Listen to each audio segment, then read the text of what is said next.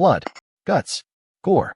We are about to go on a journey as we follow along with our overpowered protagonist, as he makes his way through the trials of the Otherworld, in order to defeat the final boss, the Demon King himself. Alright, let's go. Our story begins with our boy walking past a mound of monster bodies that he just defeated, a single hand being used, as he drags a large blood-soaked hammer behind him, moving it along the ground as it leaves a single path of streaking blood stains. We then move on to a bridge, held up with broken chains, bodies beaten and battered, streaks of blood, severed limbs, and defeated monster bodies litter the way. Our boy, still dragging his hammer as he makes his way across the bridge, leaving a wake of dead and violently defeated monsters.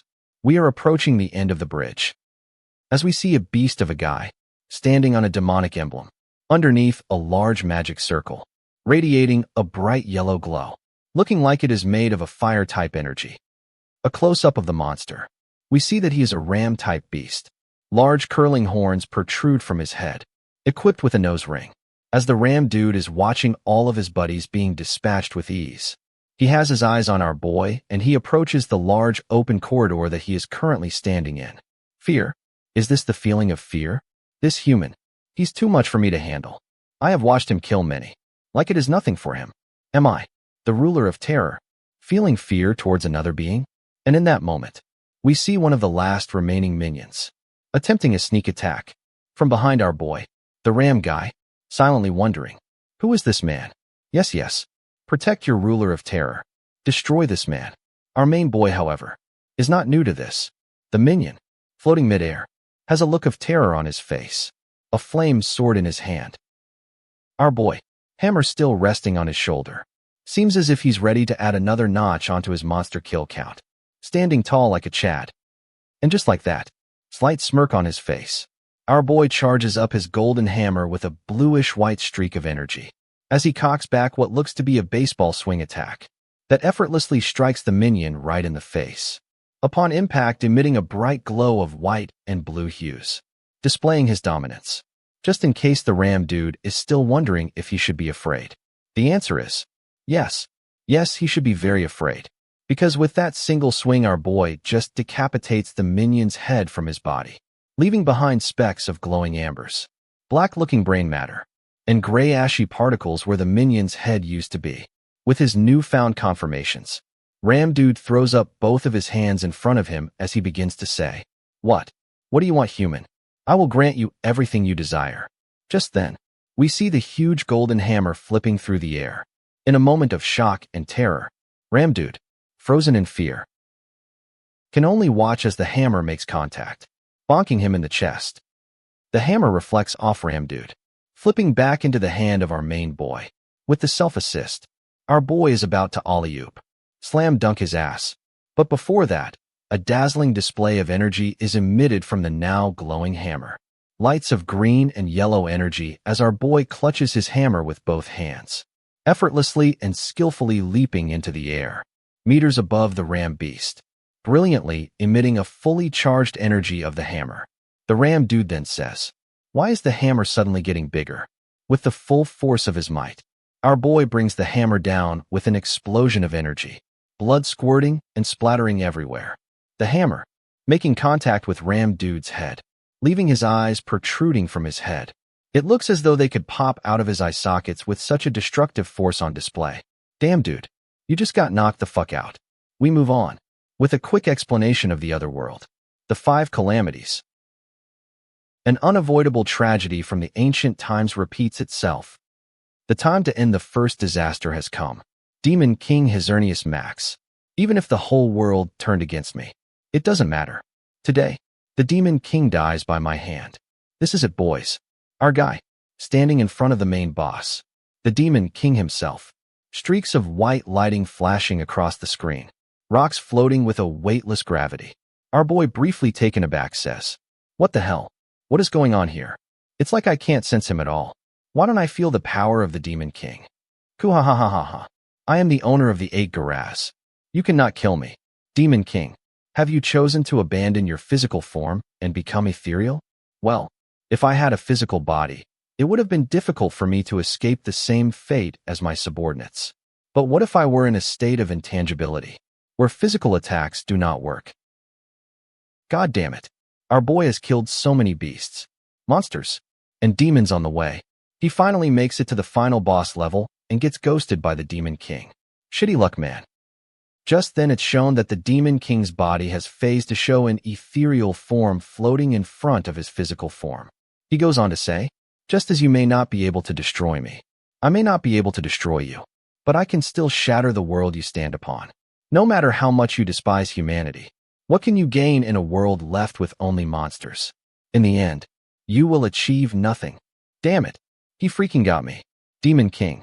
I have zero magical abilities. I have trained as an unstoppable warrior. Yet he is not an opponent I can easily eradicate with meager magic abilities. Being at the pinnacle only in the warrior class, I lack the ability to kill the current Demon King Wraith. The magic power I despised so much is the power that I need right now. The look on the bitch boy Demon King's face is enough for me to want to throw my controller at my gigantic flat screen TV. Before that happens, let's move on. Our boy standing at a distance looking on as beams of light hit the top of some buildings. The summoning palace should start summoning the offerings soon. Our main man says the ingredients were lackluster, but I probably won't even be able to eat stuff like this for a while. After I got discharged, I was working my ass off and then got summoned here at around 1996. So has it really been around 25 years now? I've lived in this world for so long. This place feels like my hometown now. They'll probably come after me if I stay in this form. Those sorcerers are so freaking annoying, I guess I have no choice. With that bright light blue light with purple hues swirls around our boy's entire body, and a system screen appears stating that you are activating a Deceiver's Curtain. It's a special skill which grants our boy with concealment. Our boy's face is now smooth and polished, leaving behind his old battle-weathered face. His hair black, looking like someone in his early 20s. He says, "All right, now let's get started. It's time to learn some magic, so I can face little bitch boy Demon King. But I'll have to start from the beginning from the Summoning Palace." In the underground waterway of the Summoning Palace, we see a wolf man wearing spiked armor and chains wrapped around his forearms, spear leaning against his shoulder. Our boy steps on the scene like a badass should and says, "Hey you, asshole," waking up the spiky wolf dude. Wolf dude is now up, spear in hand, as he yells out, "Who the hell are you?" Within an instant, our boy, hands clenched in a fist, is ready to pounce onto the spiky wolf dude. Our boy ain't no bitch. With no weapon in hand, he throws an uppercut right to wolf dude's jaw, leaving him with blood spraying like a fountain from his mouth. Damn, you got knocked out cold, my boy. Our boy stands tall, fists still raised in the air, and says, "Good doggy." Doggy boy is then shown strung up by the neck with a flag that says, "Fuck this shitty ass world," written in what I presume is doggy boy's own blood. Yet again, another demon beast that was supposed to be guarding the underwater way was deleted without being able to make a single attack. Our main guy shown snapping a perfectly good spear. Like, get this garbage out of here. If any of you were still wondering how strong dude is, he bent the steel bars with his bare hands. Passes on through like it's nothing after one punching doggy boy. Damn. It's hard to breathe. The stench of blood is suffocating. As expected of the Summoning Palace, I didn't want to come back here after barely making it out alive. But this is the only way to stealthily obtain a classification of magic without being noticed too much. I have to blend in with the other summoners being called to this world and obtain a quest. Only then can I select magic as my subclass. I will start off as a level 1 though. In the Summoning Palace, the colorful energy continues to flow, and we see our first homunculus. Ugly as hell, isn't he? The ugly dude says after letting out a grotesque snicker. I wonder what kind of trash humans will show up today. I can't wait, I'm so excited. These trash-ass sorcerers, hurry up and hand over the trash humans. Okay guys, this ugly-ass dude is really pounding in that everyone else is trash, and he runs things here. He continues, I wonder how I should kill the disgusting humans newbies. Until our main boy reveals why he broke Doggy Boy's spear. Of course, he ties the spearhead to a rope to create a harpoon-looking weapon. The harpoon strikes Ugly Boy's guts from the back and exits the front with a violent splash of red wine. As he's getting pulled back, it occurs to me that it was not his guts that was penetrated with the harpoon, but Ugly Boy's booty hole. Ouch. But at least someone is getting some action in this story. Our main boy is now a fisherman, spear fisher, mission accomplished.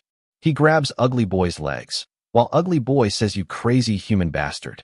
I guess being penetrated from behind in the booty hole is light work for this dude cause he's still trying to insult our main boy while dangling from his legs. Our main boy says hand over the quest log. The quest logs, are you crazy? I'll tear your limbs off. This dude is asking for it.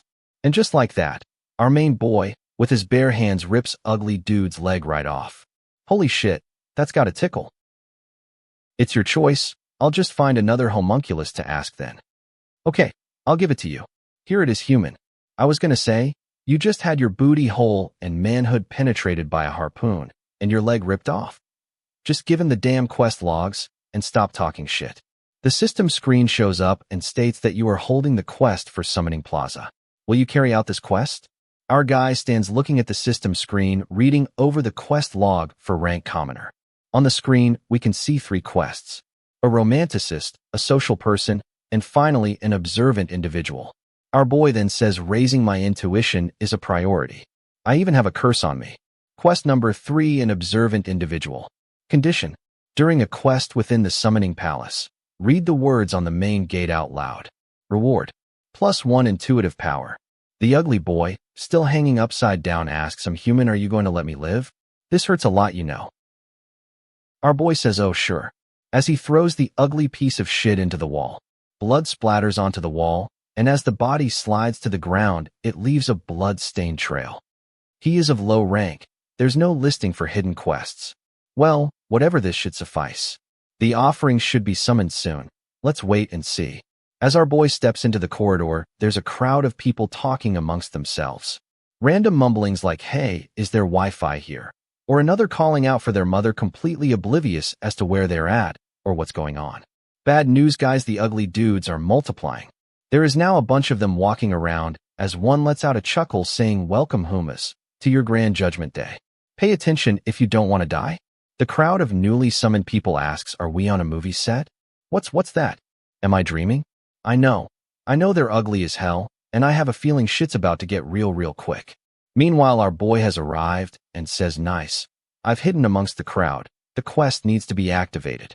Right on cue, the system window pops up and states the Summoning Plaza quest has been started. Our boy is ready to go and says, all right. Now everyone should be accepting the quest.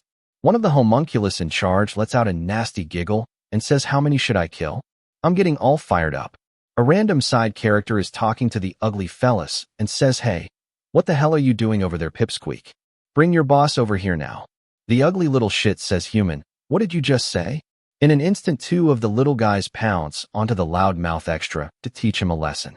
The side dude manages to stutter out, I can't move a muscle. Now a third ugly little shit leaps into the air at the big-mouthed loser as he screams like the little bitch he is.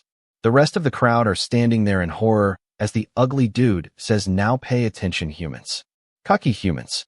Big Mouth standing there with both of the ugly's hands in his mouth, bleeding like a goofy little bitch. The ugly boy warns that all will end up like this, so don't get cocky. A shadow shown on the ground where Big Mouth's head is being torn off at the mouth, blood and brain matter gushing out. Our boy, facing the opposite direction, gives a slight side glance at the commotion behind him like a badass and says the homunculus bastards are getting excited. A person in the crowd screams, he just killed a person. A loud, thunderous sound shakes the room. Onlookers ask, huh? What? What's going on? Did you just hear that? I think the noise came from behind that iron gate. It begins, a system window pops up for everyone present. Warning, you may die. Our chat of a man says, who? Me? As it's shown that the babyface version and the ultra Chad version stand tall, ready for whatever may come. Strange world. I once met someone who had returned from this world. They told me, this world only recognizes and accepts the few people who manage to survive through various deathly trials and tribulations. Look at the confidence and determination on our boy's face. He's clearly ready to go. The system screen displays the Sword of Beginnings. Clearly this is the default starter sword given to players at the beginning of the game. Wield this and fight. To die or not to die, the sword begins to equip. A background character is heard saying, what? Do they want us to fight? Take a look at the fat boy. Fat boy says, you trashy humans. Make your decision now. The look of the crowd. Sweat dripping from their face. Everyone looking doomed. Fat boy continues and says, fight or flee. or get eaten, letting out a maniacal laugh. The summons, each holding their beginner sword, stand, wide-eyed, contemplating what they will do next. Just then, the large iron door opens up, stirring dust. Strange noise and clicking sounds can be heard. A silhouette can be seen, a strange shape, many legs with hues of red. This thing is huge. Large beady eyes, arms that look like blades of death. A side character says, "A mantis? Is that a freaking mantis?" Another guy decided that he wanted to become cannon fodder. He says, "Fuck, I was scared shitless. But this is it. An insect?" The mantis towering over this dude by at least a two-fold. Well, we already know. Once someone says something stupid, shit is about to get real. Just then it's shown that a whole pack of mantis are flying from the fully opened iron gate. Heads are flying, people getting maimed, body parts being slashed, blood covering the ground. Chaos ensues. Some are desperately swinging their swords, asking for help, saying there's way too many of them. It's not looking good for our newly summoned crowd. Some people chose to drop their sword and just run, stepping over bodies and slipping on blood. The mantis were relentless. Is this a dream? People can be heard screaming in terror. And in that moment, some lady runs over to our boy and wraps her arms around him, begging for help. Right on cue, our boy, sword in hand, has become the attention of a couple of mantis. Light work. Come on. The mantis are swiftly sliced into pieces, while his new wifey stayed wrapped around his waist. That is definitely main character energy right there. Our guy just looks at his sword, thinking, I've been using a hammer for a while, but I see his sword isn't so bad either. If I don't want to stand out, I need to hold back a bit more though. Look at wifey's eyes. She is clearly impressed, probably thinking she wants to dual cultivate. Like, right now? Relax, wifey. People are still getting slaughtered all over the summoning palace. We then see a guy wearing a doctor's robe. Doc says, "You shitty fucking insect. Do you know who I am?" Manga logic states, after losing a body part, it is best to keep your street rep in check. Just then, some dude yells out, "Hey boomer, stop trying to act all important." He is then seen leaping into the air with his beginner sword ready to strike that mantis dead. A close-up shows this Chad, blood spraying and splattering in every direction. And he says, "This is my 35th. No, 45th insect kill. Impressive. Mohawk dude is a savage." He says, "You're getting in my way, so fuck off. Or whatever. Stay and die if you want." Our main dude shoots a side glance at Mohawk dude, sword inserted in some demon's body, and says, "Wow, he's doing a handful," ripping out his beginner sword, blood spraying from the mantis, letting out a screeching sound. Someone in the crowd then yells out, "Stick together to stay alive. If we split up, we'll die." Just then the guy right by him lets out a scream. Glasses guy stops yapping to look and see what's going on. The white-haired dude, getting striked, is sent flying through the air, yelling, "I don't want to die." Glasses then yells out, ordering people to move over there. "Put your backs to the wall." I don't know who put Glasses in charge, but I have a feeling, every time he talks, someone will die. Glasses then yells out, "Let's form a defensive." He is then interrupted by his own stupidity, as he looks back at who he was just trying to talk to, and sees that they are all dead, completely standing still, concerned look on his face.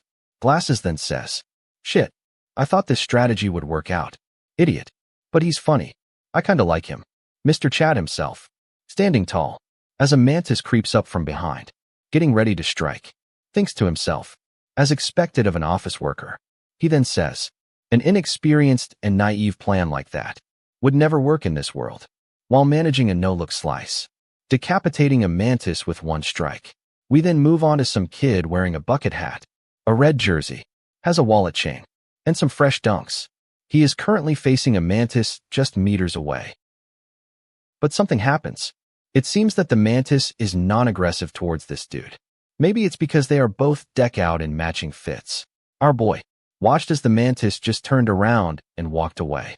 The bucket hat dude sighs in relief. Our main man asks, "Is he the chosen one?" as he takes a glimpse of the balcony with the silhouette of two people standing, alone in their own private box seats.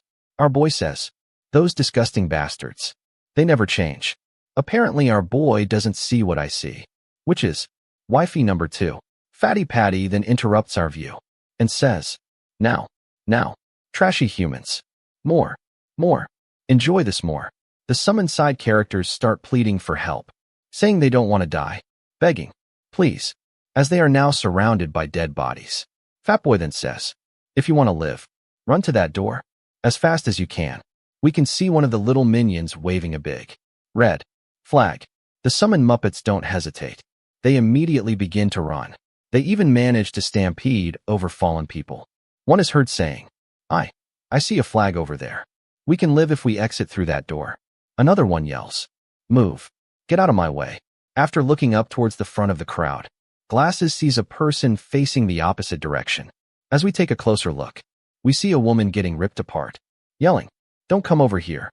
Glasses, after witnessing this all happen, yells out for everyone to hear, there's something over there. We then see that there are some nasty-looking creatures, eyes glowing red, as the woman is being thrown into the air and swallowed whole. These freaks look like aliens. Long spiky teeth ready to rip apart whatever. One has the head of a bald man in its mouth.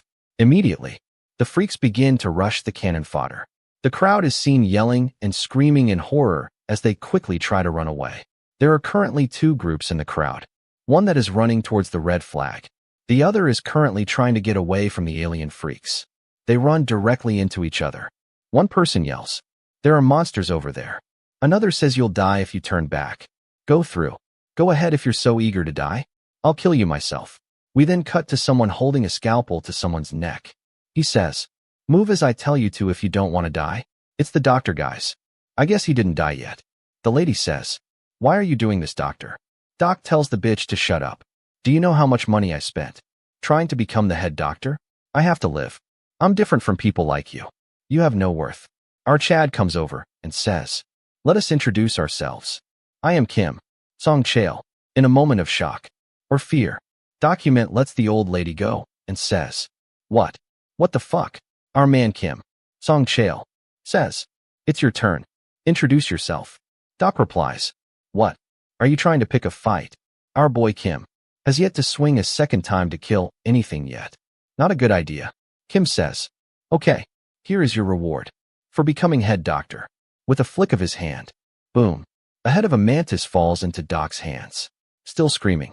Then the system window shows up for our boy, letting him know that he has completed a quest. A social person, with a reward of a black hawk's toenail.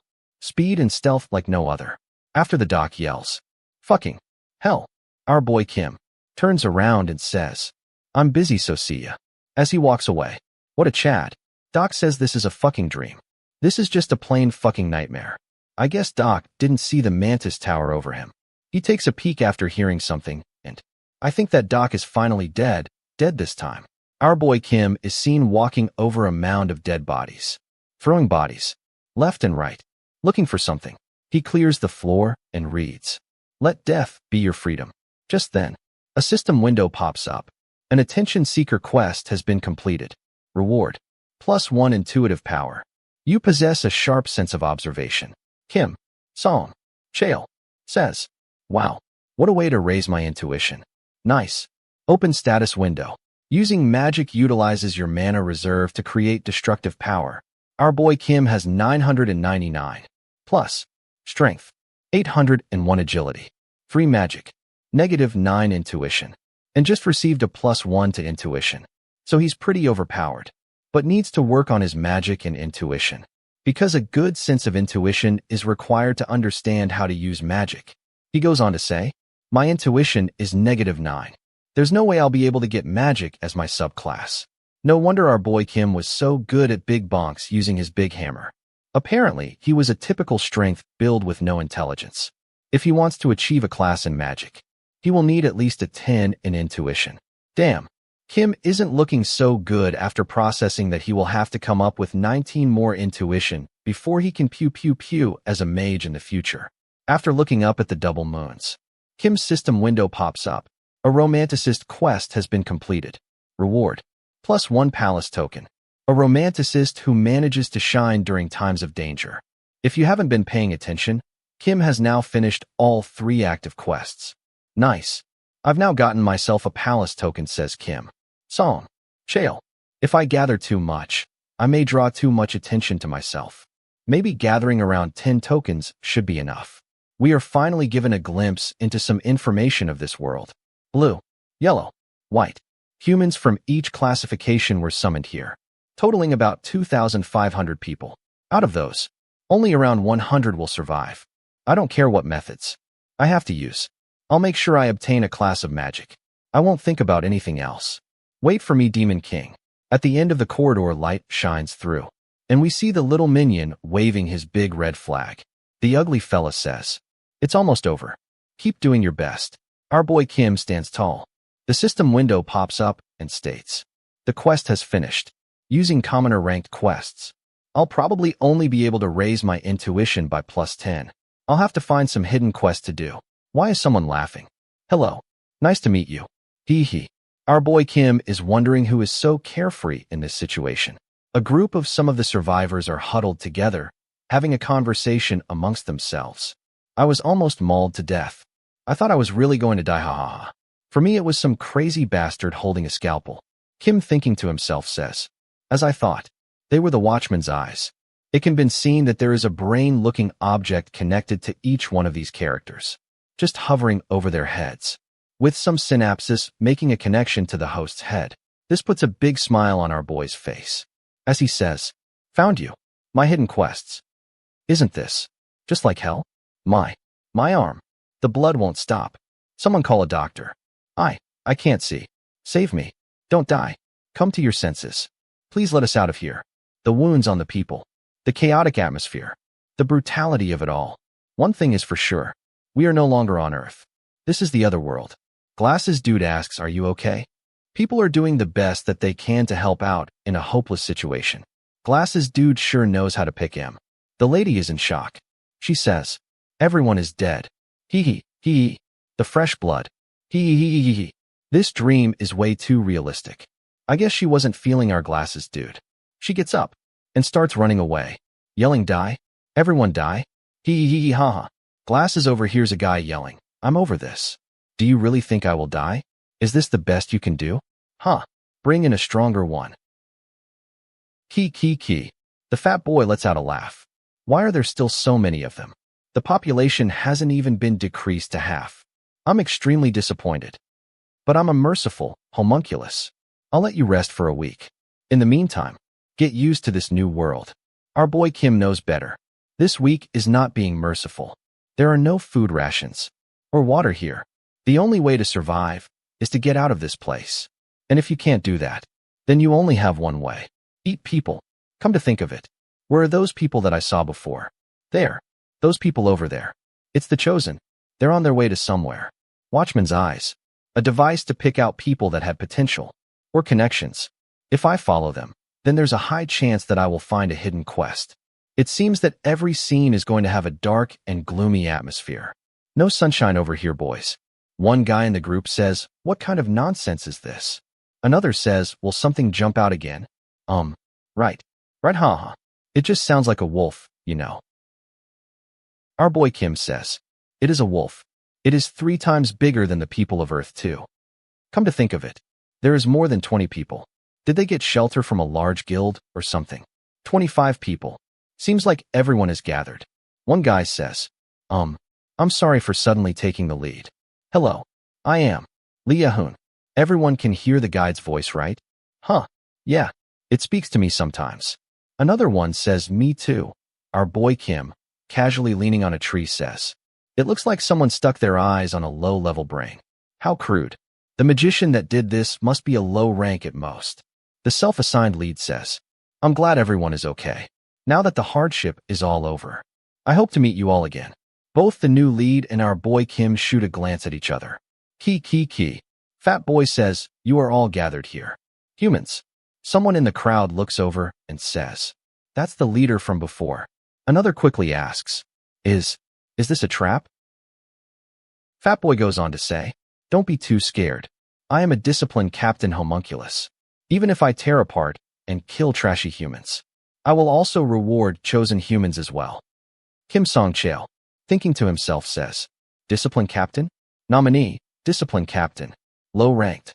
Magician. Higher up. Is this the organization structure?" The Discipline Captain then says, Follow me, you excellent humans. If you fall behind, you might die. Key, hoo. Dapper glasses guy says. I think we should follow him. That is what the voice tells us to do. The group begin to follow the captain through the dark, foggy forest.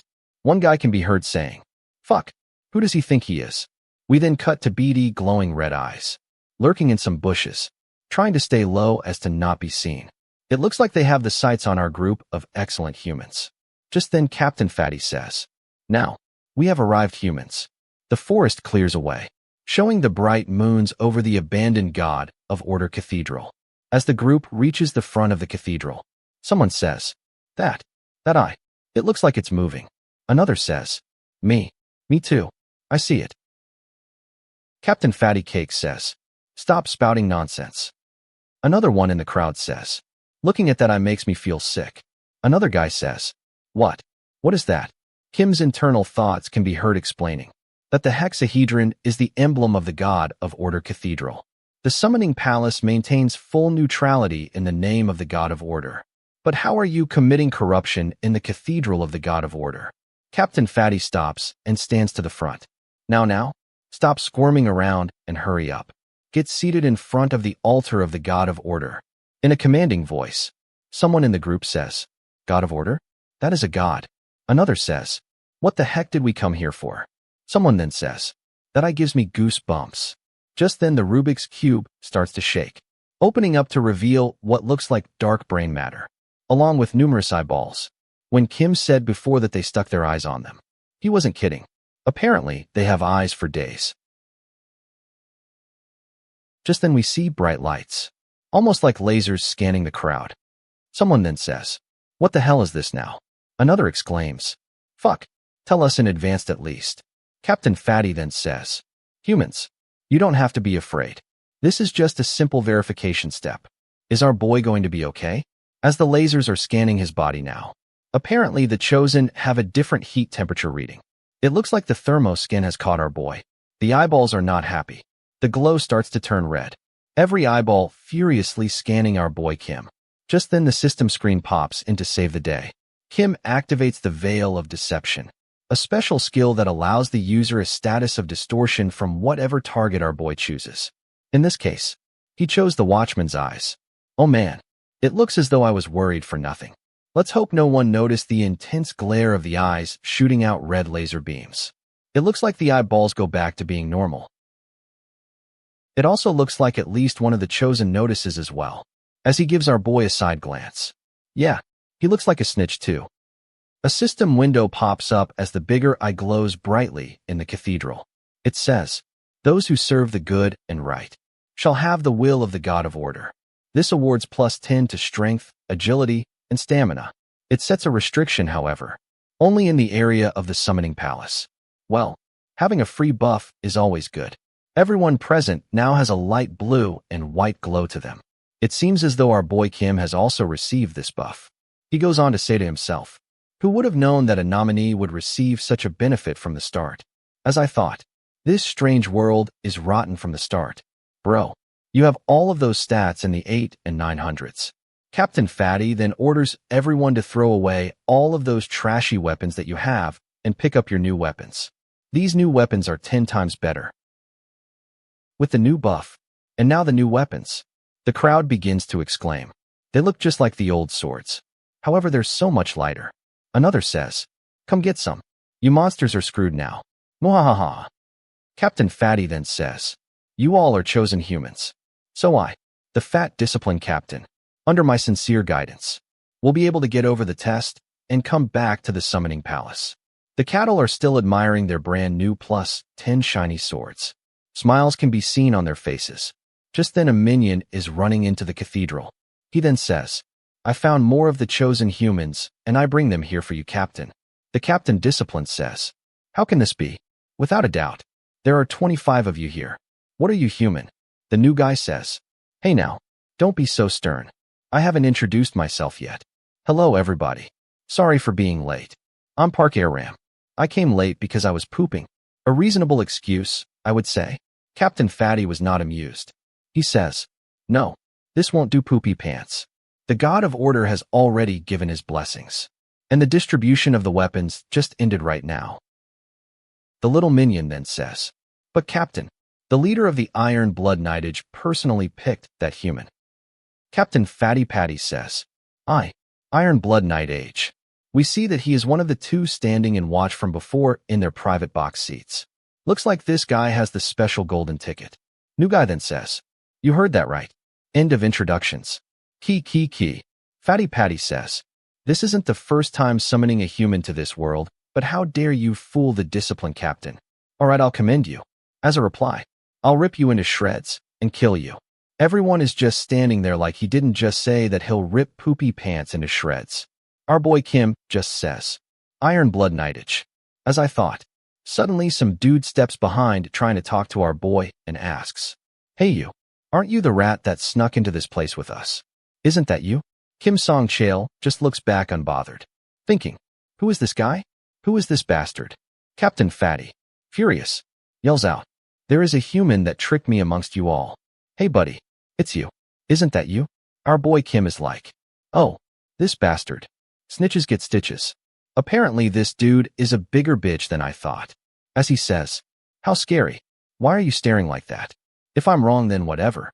But judging by the state of your clothes, it's filled with so many traces of fighting someone." Kim Song Chail looks back with a menacing look. Eyes dark, coat drenched in blood. Snitch dude says, "Do we really have to try that hard to fight?" Our boy Kim just says, "Oh, isn't that an acute critic?" I don't really know what that means, but apparently it was enough to make this guy back off for a bit as he says, I'm in charge of giving good opinions." We then cut to the new lead guy who says, "How about we introduce ourselves?" Apparently only our boy can see the floating brains above the chosen people. Lead dude says, "I'm Leonese. Man, these artists really know how to draw people in a way to really make you hate them instantly." Kim thinking to himself, as I thought, he's quite clever. I don't like that. Poopy Pants says, "I'm Dolorance Winterlure." Another guy says, "I'm Off Nidell." One says, I'm Gundamp. "I'm Harry Motor." "I'm Tumbletoe." Says another. "These names are really putting my AI to work." Old fart. "How about running now? You can't die in vain. Am I right? Is that so? Then can I stand in front of you?" The snitch then says, "Wow, you're handling it head on. What a man." Our boy says, "Let us see who dies in vain. I need to see what I can get from this summoning slot." The system window pops up. It states, "Using the claws of the secret guardian knight. Black Hawk claws." A blue glow flashes and swirls through the air. Kim says, "The watchman's eyes are mine now," as the claw flies behind him from the system screen. The Black Hawk claw then latches onto the floating watchman's eye of our snitch friend. The claw is snatched away, being pulled back to the palm of our boy's hand. Our boy Kim catches the squishy brain mid-flight with his bare hands. This scene, it looks weird. It looks wrong. What the heck happened? Kim thinking to himself, what is this? Isn't it wrong for me to be holding this in my hand? No matter how lousy this is, how can I get it this easily? Kim, with the watchman's eye in his hands, asks the brain, "What is your name?" The voice from the brain says, "Not sure. Did I forget?" Kim then puts on a little pressure, giving it a firm squeeze. The brain says, exaggerated. Earlier. I'm Krill legal. But, what the heck happened? I'm feeling dizzy." Our boy tosses the brain over his shoulder like a piece of trash, and then thinks, "Krill legal." The watchman's eye smashes into a wall hard. Then Captain Fatty asks, "Where is the magician in charge?" Kim says the magician in charge. Krill legal. Snitch dude looks furious. Eyes bloodshot. Beads of sweat running down his face. He then says, What did you just do?" Captain Fatty and his minion buddy, now standing in front of Snitch dude, repeats himself and says, "Where is the magician in charge? It's not looking too good for our snitch friend." He says, "That bastard just stole and said mine. You worthless idiots. I'm saying that bastard is the fake one." It cuts to the minion saying, "I found you," as he leaps into the air towards the imposter's face, slamming him down to the ground, beating the living crap out of him, blood splashing into the air. Kim Song Chail just standing in the background, silently looking at the show of violence, with a pleased look on his face. Snitches get stitches. Captain Fatty says, "It'll be troublesome to kill you too soon. I'll show you what will happen to you when you fool your discipline captain. Coo. As Snitch Boy gets dragged away, he says, You bastard. How did you? Our main boy just throws up his hands and says, Plot armor, bitch. Hey guys, look, I was wrong again. We then see that it is a new day. Fluffy clouds in the sky. Sun shining through.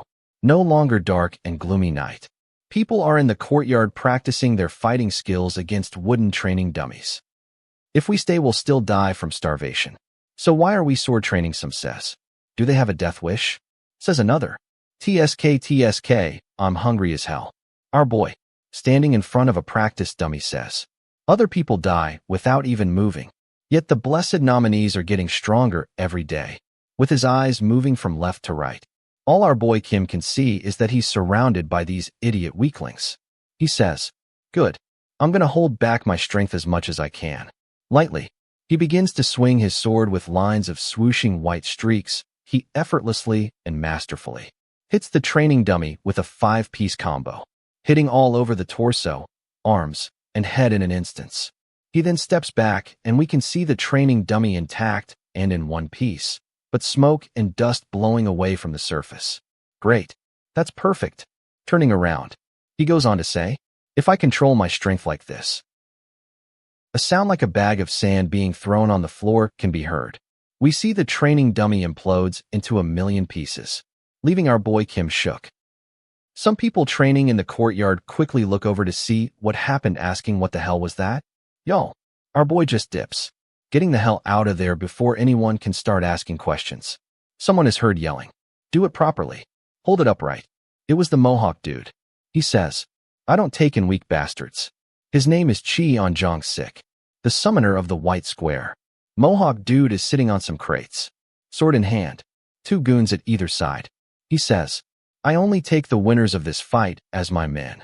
If you want to survive here, then do whatever it takes to kill your opponents. A scene of 2 opposing groups, ready to brawl in a death match, is shown. Our boy Kim thinking to himself, kill each other to survive. In other words, survival of the fittest. As Kim is leaning on the wall, he notices Mr. Poopy Pants. He then says, Park Air Ram. Mr. Poopy Pants said that he was the nominee from the Iron Blood Knightage. Mr. Golden Ticket Boy himself. Should I keep an eye on him as well? We then cut to a scene where people are sheltering themselves from the sun in the shade. One says, Oh, I'm so frickin' hungry. Should we go out of the rampart? Another dude says, Are you crazy? This is the outer world. You never know when something is gonna pop out and fuck you up. If you want to survive, then you will sit your ass there and eat the breadcrumbs that you were given. Well, that's a relief. At least they don't have to eat people yet. Just then a commotion is heard in the courtyard. It looks as though people are fighting over the scraps given. One can be heard saying, Let go. It's mine. I'll eat it first. The fighting gets pretty intense, as a guy throws an elbow right into Mommy's boobies. He says, Get away, ho. Mommy's on her knees, begging, Please, share a little bit with me. And, whose glasses are these? As he cleans off his glasses, he says, Since being summoned here, it seems that the Iron Blood Knightage is my father. I receive favors without responsibilities. That's right, you guessed it. It's Mr. Poopy Pants. Poopy Pants sets his eyes on Mommy Friend. He then says, I might as well put that favor to good use. After he is done cleaning his glasses, he reaches over and puts them on Little Mama. He then says, What's up, Little Mama? You want to come walk with me, go grab a bite to eat together? Little Mama was like, Okay, Daddy. The look on Mr. Poopy Pants' face is alluding to something super nasty. Our boy just stands there doing nothing. When a dude that poops his pants just took his bitch. Gotta give it to Mr. Park. He's a certified pimp, y'all.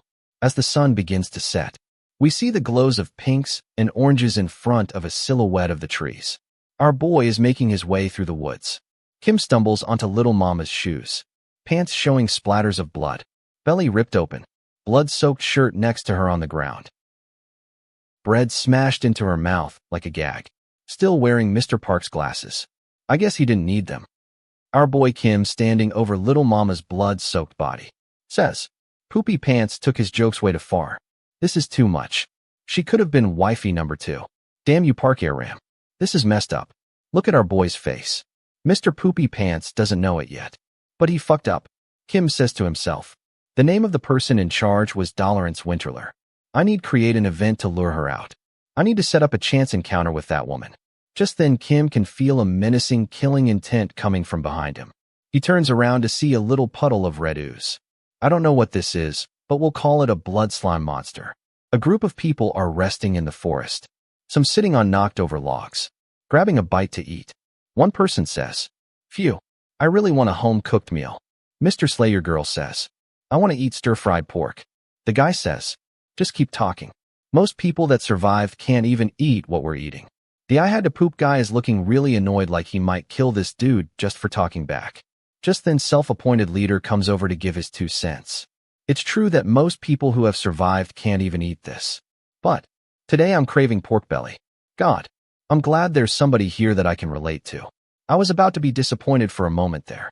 We then overhear someone saying, "Have any of you seen Kim Song-cheol today?"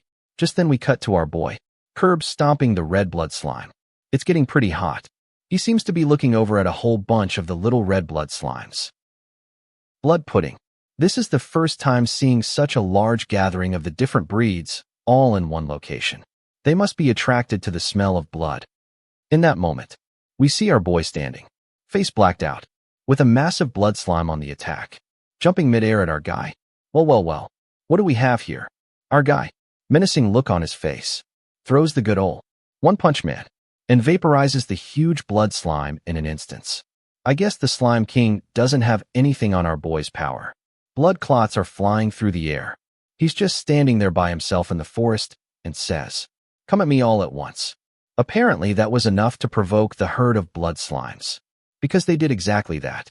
Our boy seems to be having fun, crushing red blood slimes after each and every swing that he throws, with an accomplished look on his face.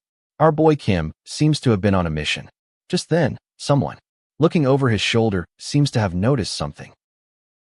Some guys sitting on a cliff overlooking a swarm of blood slimes causing a ruckus due to our boy Kim's plot to get these things sent into a frenzy. The guy with his arms crossed says, "What? What is that?" The other one says, "They seem to be going somewhere." Someone is poking one of the blood slimes with a stick, saying, "Don't worry, these things are stupid."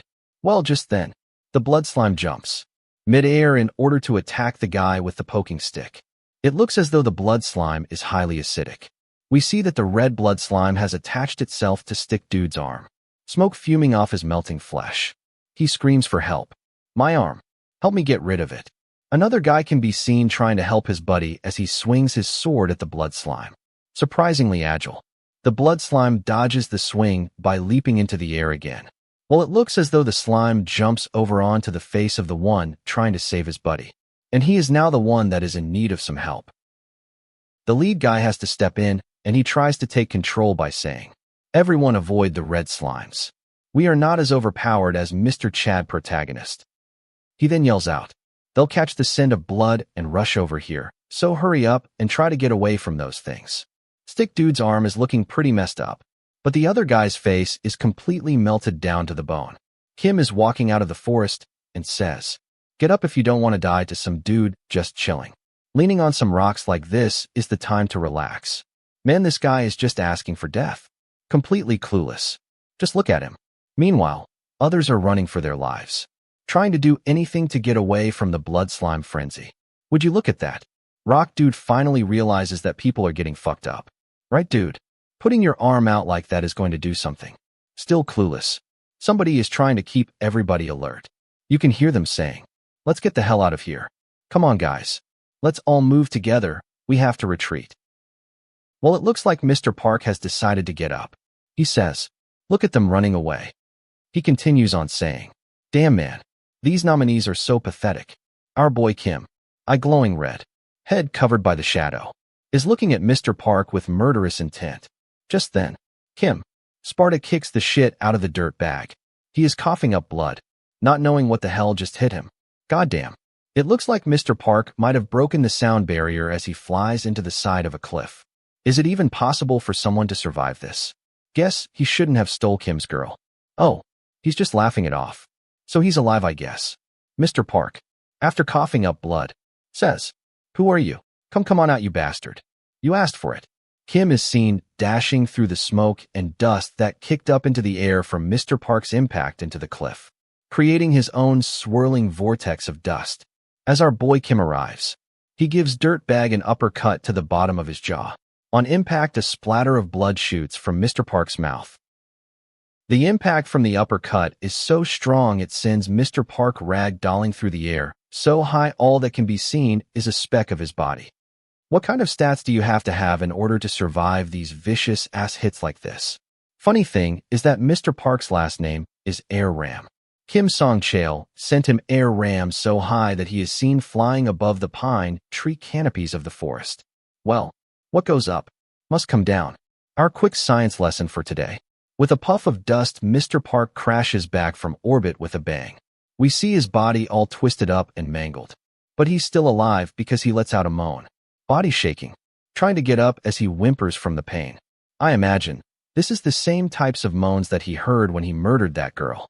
We then get an aerial view of this dirt bag, struggling to get up as he is completely surrounded by the frenzied red blood slime. As he struggles to lift his head, he says, "Was it you? The one that made me like this?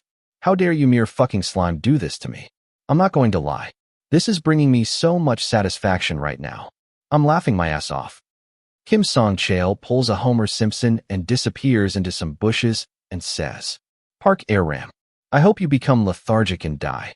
We then see poor Mr. Park's foot is being blanketed by one of the blood slimes. Smoke rising as it eats away at his penny loafers. The pain is too much at this point, and we see Mr. Air Ram's face. Well, it was fun while it lasted because, in that moment of torment and pain, a magic circle appears above this dirt bag, as the red slimes continue to converge on his wicked soul.